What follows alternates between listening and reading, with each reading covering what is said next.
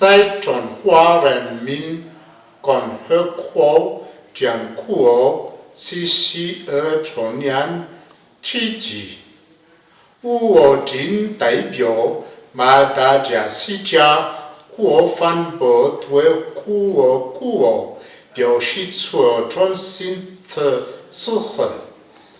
环顾建交37年来，马达加斯加和中国在平等合理的基础上，改成了双边合作，是过去合作的典范。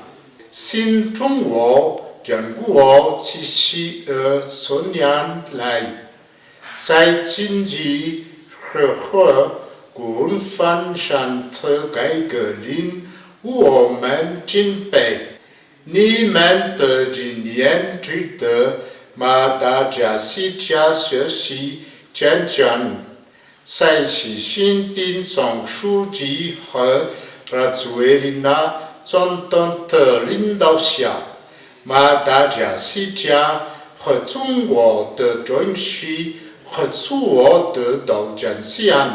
我们感谢中国政府对马达加斯加国防建设的帮助，感谢国小妹大使和使国安朋友的努力工作。马总理让国双方关系的深化发展，符合两国人民的利益。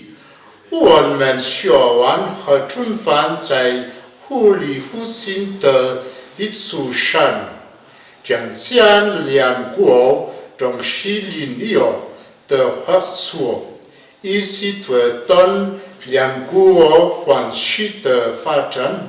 祝愿马总友谊万国长进。